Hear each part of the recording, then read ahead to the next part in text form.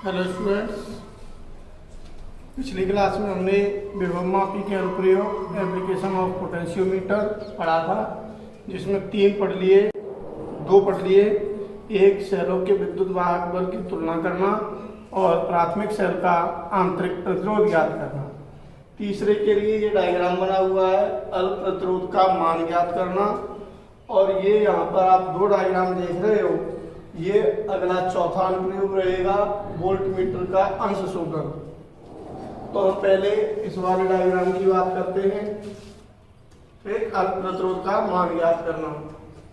किस तरीके से इसका चित्र बनाया है आप देख रहे हो कि ये जो प्राथमिक परिपथ है, प्राथमिक परिपथ, इसके साथ कोई चेंजिंग नहीं है, पहले के समान है। दूसरे में ये ज्ञात प्रतिरोध है, ज्ञात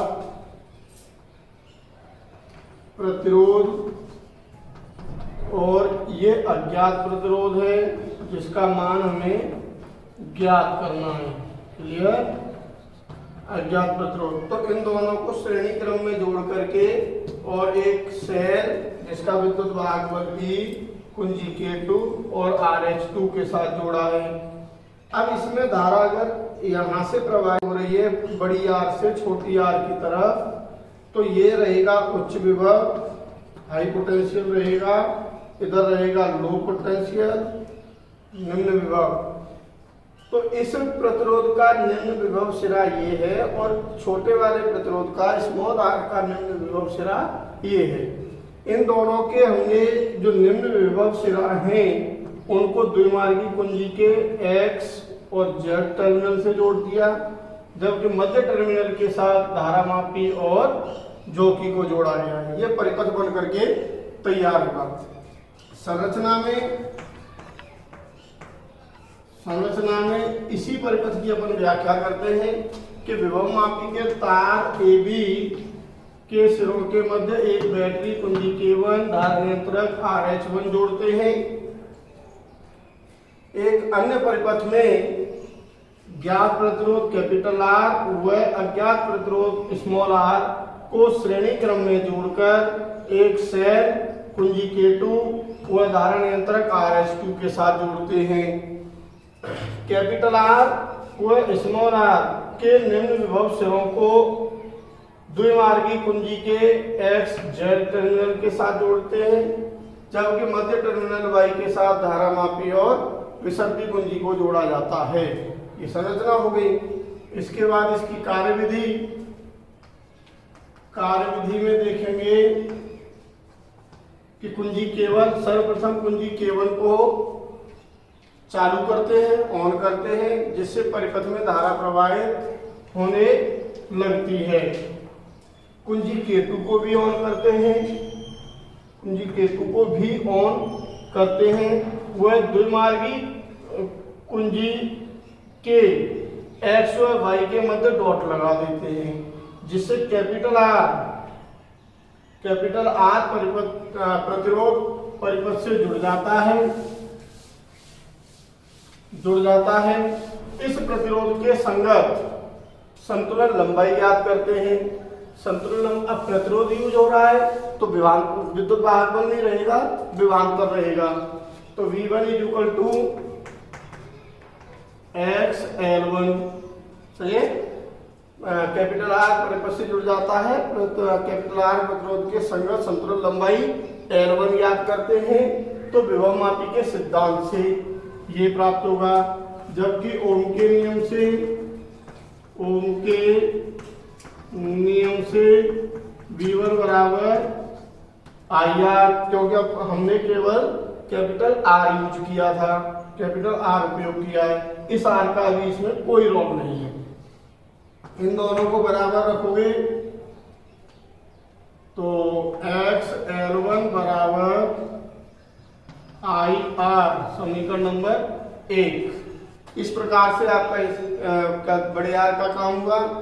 अब क्या करेंगे, यहाँ अगले लाइन चेंज करके अब X और Y के मध्य से डॉट निकालकर Y और Z के मध्य लगा देते हैं।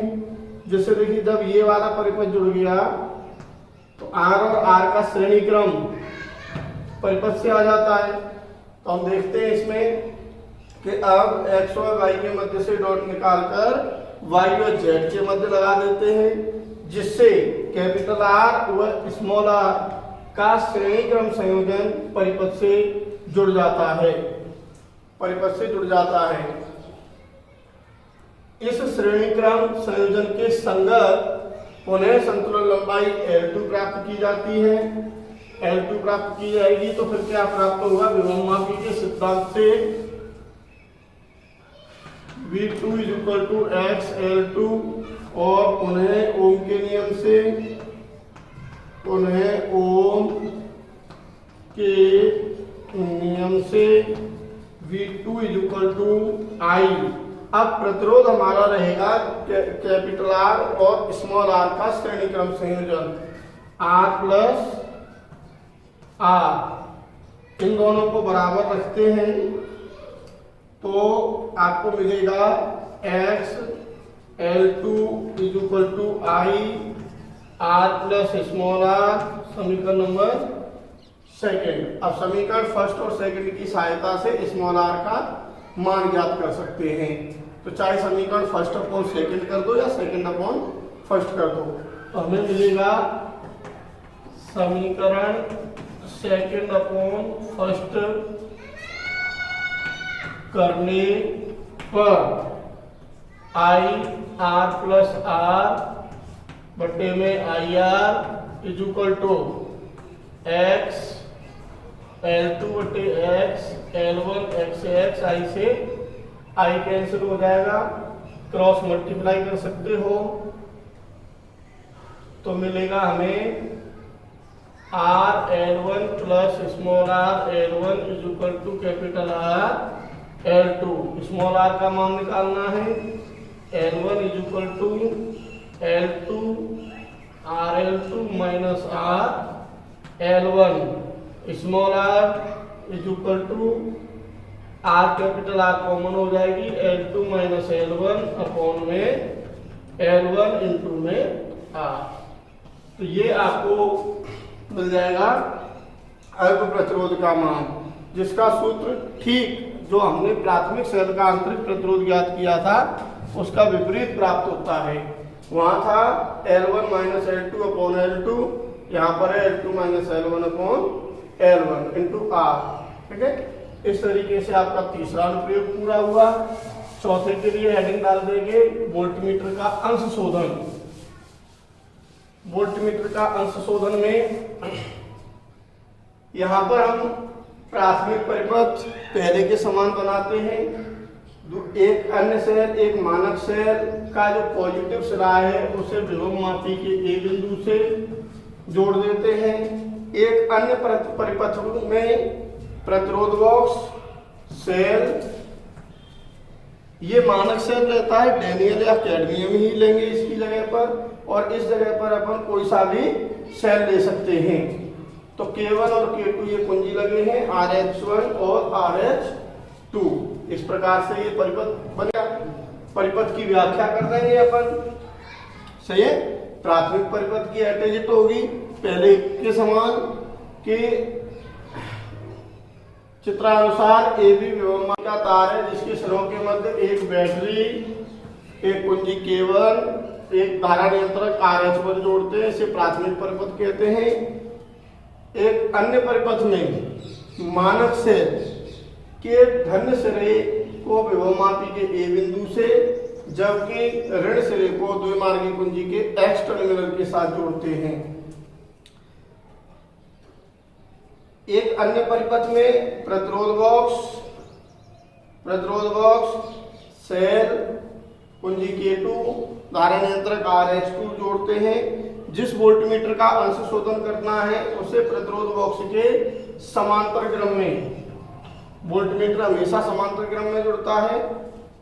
प्रतिरोध बॉक्स के निम्न विभव सिरे को, इसमें धारा ऐसे प्रवाहित हो रही है, निम्न विभव सिरे को द्विमार्गी कुंजी के Z टर्मिनल के साथ जोड़ते हैं, जबकि मध्य टर्मिनल Y के साथ धारा मापी और जॉकी जोड़ते हैं।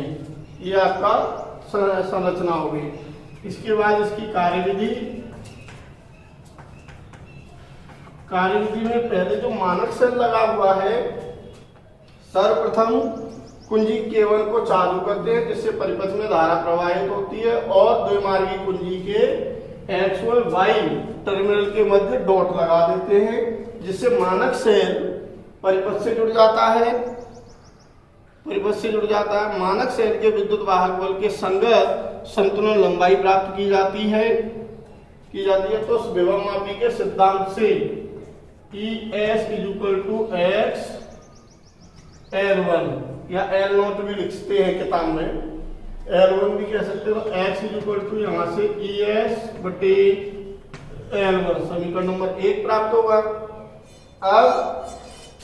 अब X और Y के मध्य से डॉट निकालकर Y और Z के मध्य लगा देते हैं, तथा प्रतिरोध बॉक्स में से किसी मान का प्रतिरोध निकालकर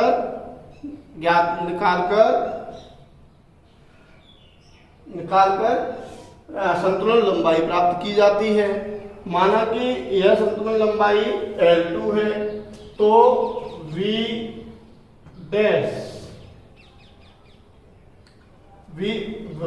वोल्टमीटर में जो पाठ्यांक आएगा वो तो V का मान होगा और अपन विभवमापी की सहायता से ज्ञात करेंगे वो V डैश का मान होगा। V डैश बराबर X L2, तो X का मान ये रख दोगे। V डैश बराबर ES/L1 × L2 ऐसे लिख सकते हैं, या L2/L1 में ES, इस प्रकार से ये V डैश मिल गया। ठीक है, और वोल्टमीटर का पाठ्यांक V हो गया। तो इसमें त्रुटि वोल्टमीटर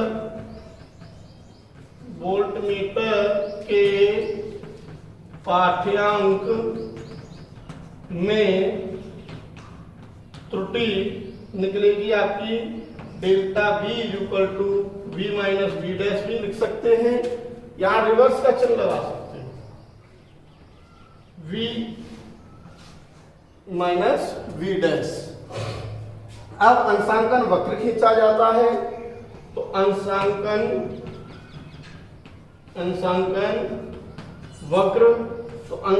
वक्र में ध्यान रहे कि इधर तो लेके चलते हैं अपन डेल्टा V और इधर लेकर के चलते हैं डेल्टा V। तो डेल्टा V ध्यान रहे कि पॉजिटिव भी हो सकती है और नेगेटिव भी हो सकती है। माना कि डेल्टा V पॉजिटिव, नेगेटिव, 0, इस प्रकार से जो अंशांकन वक्र होता है उसका अपना कोई रूप नहीं है। तो अंशांकन वक्र हेडिंग डाल करके आप ये ग्राफ खींच देंगे। वोल्टमीटर के पाठ्यांक में त्रुटि इस प्रकार से। फिर इसी फिगर के इसी डायग्राम के आधार पर हम ज्ञात करते हैं अमीटर का संशोधन। तो वोल्टमीटर को हटा करके अमीटर, डायग्राम सेम रहता है, डायग्राम में थोड़ा सा अंतर करेंगे अपन। क्या अंतर करेंगे कि जो वोल्टमीटर होता है वो परिपथ में श्रेणी क्रम में जुड़ता है, समांतर क्रम में जुड़ता है, जबकि अमीटर श्रेणी क्रम में जुड़ता है। तो यहां से वोल्टमीटर हटा करके इसके श्रेणी क्रम में यहां जोड़ दो अमीटर को A, और यहां 1 ओम जिसे अपन मानक प्रतिरोध कहते हैं, मानक प्रतिरोध यहां पर जोड़ देंगे। इस प्रकार से आपका ये चित्र बन जाएगा। चित्र की व्याख्या करेंगे। संरचना में देखते हैं, संरचना में चित्रानुसार विभवमापी के तार AB के सिरों के मध्य एक बैटरी, एक कुंजी K1, एक धारा नियंत्रक RH1 जोड़ते हैं जिसे प्राथमिक परिपथ कहते हैं। एक मानक सेल के धन सिरे को विभवमापी के बिंदु ए से जोड़ते हैं, जबकि ऋण सिरे को द्विमार्गी कुंजी के एक्स टर्मिनल के साथ जोड़ा जाता है। एक अन्य परिपथ में मानक प्रतिरोध 1 ओम एमीटर सेल कुंजी K2 व धारा नियंत्रक RS2 जोड़ा जाता है। अब यहाँ प्रॉब्लम ये खड़ी होती है, क्वेश्चन ये बन जाता है कि यहाँ 1 ओम ही प्रयोग क्यों करते हैं। तो ध्यान रहे कि जो पोटेंशियोमीटर होता है, विभवमापी होता है, ये विभवांतर नापता है और एमीटर धारा नापता है। तो इनका मापन, एमीटर के मापन के लिए अगर हम ओम का नियम लगाते हैं, V =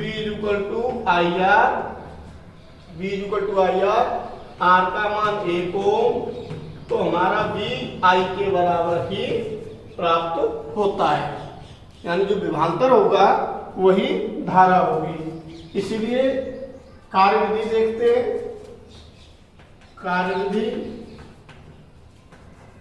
कार्यविधि में पहला पैराग्राफ सेम आएगा कि कुंजी K1 को ऑन करके द्विमार्गी कुंजी के एक्स व वाई टर्मिनल के मध्य डॉट लगा देते हैं, जिससे मानक सेल परिपथ से जुड़ जाता है। मानक सेल के विद्युत वाहक बल के संगत संतुलन लंबाई L1 प्राप्त की जाती है। तो विभवमापी के सिद्धांत से ES = X L1, X बराबर ES बटे L1। ठीक, अब x और y के मध्य से डॉट निकालकर y और z के मध्य जोड़ देते हैं, जिससे 1 ओम की कुंडली व एमीटर परिपथ से जुड़ जाता है। इस 1 ओम प्रतिरोध के संगत पुनः संतुलन लंबाई L2 ज्ञात की जाती है। तो विभवमापी के सिद्धांत से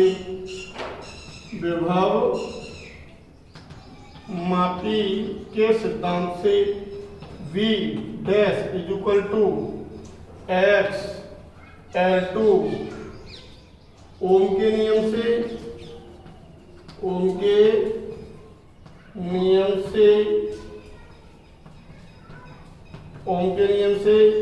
V डैश =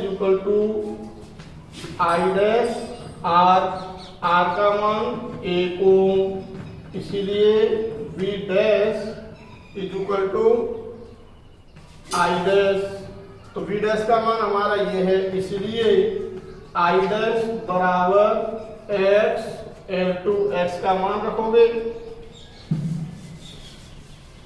X का मान रखने पर क्या मिलेगा,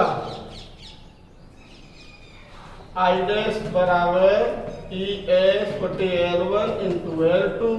तो I डैश बराबर L2 बटे L1 गुणा में ES। सही है। इस प्रकार से त्रुटि निकाल सकते हैं। वो एमीटर के पाठ्यांक में त्रुटि, एमीटर के पाठ्यांक में त्रुटि I डैश डेल्टा I बराबर I माइनस I डैश। अंशांकन